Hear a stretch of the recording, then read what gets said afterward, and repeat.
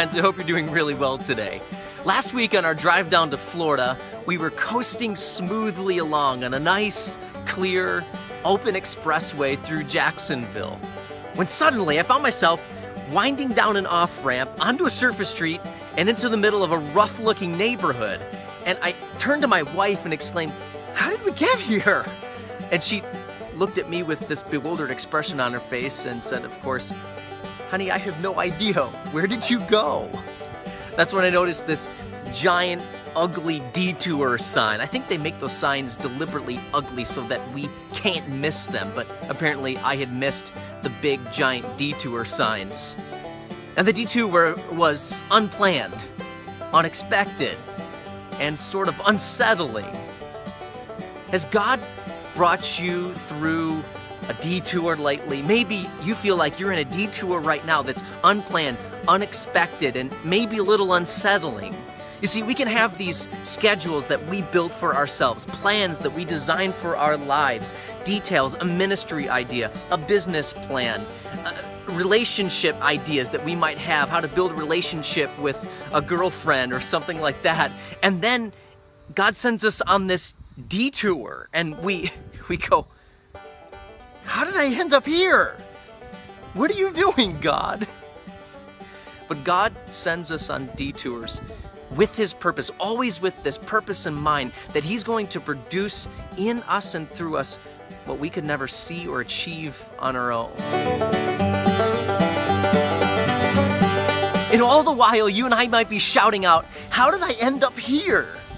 But the Bible is full of stories of people going on detours planned by God, redirections that they didn't schedule for themselves, that they didn't plan out for themselves. The Apostle Paul had this driving desire to go to Rome, to testify of the gospel of Jesus Christ before Caesar. And finally, in Acts chapter 27, the long-awaited, anticipated trip comes. He has set sail for Rome.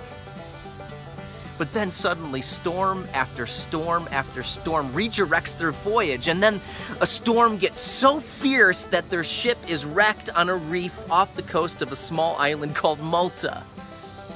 But God is working. It's a detour. They can't go anywhere. Their ship is destroyed. But through that, the Apostle Paul has the opportunity to demonstrate and proclaim the power and the gospel of God to the sailors and also to everyone on Malta.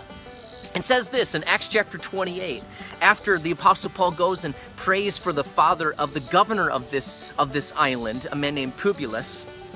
It says this: after this had happened, the rest of the people on the island who had diseases were coming to him and getting cured. They also honored us with many marks of respect. This is now verse 10 of chapter 28. And Luke wrote, "And when we were setting sail, they supplied us with all we needed." Now looking back through history, we find out that Publius, the governor of Malta, later became the first bishop of the church in Malta and became a martyr for Christ.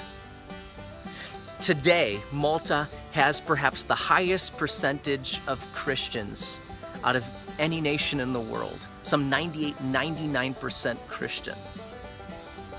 God is working out in us and through us what we could never produce or achieve on our own through the detours.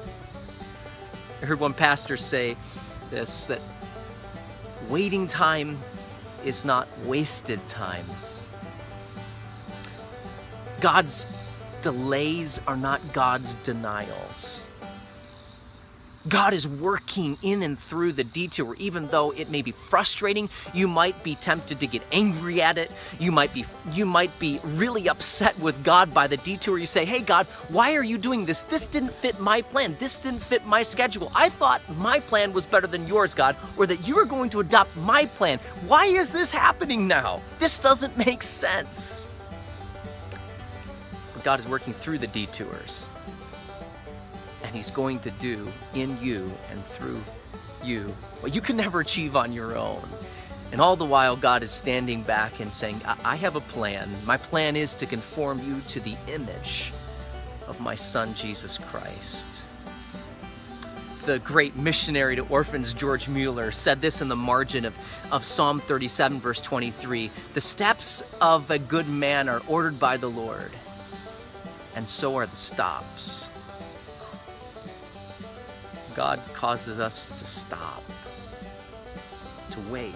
Sometimes it might look like you're in a holding pattern, circling in the air, but God is working out a process in that to produce through you what you can never achieve on your own. For His glory, for your good, to conform you to the image of His Son. And so today, God is calling us to embrace the detour. Don't resist it, don't get angry at it. And then number 2, don't just embrace it, but accept the process. Each step, trust that God is guiding your steps in this detour, even though it might bewilder you. Accept the process and then enjoy the journey. Laugh a little bit. God's in control. He's doing this for your good. And it's to conform you to Christ, conform me to Christ. Waiting is not wasted time. God works through the steps and the stops of those who follow Him. So trust in the detour today. God is doing a good work in and through you for His glory and for your good. God bless you today.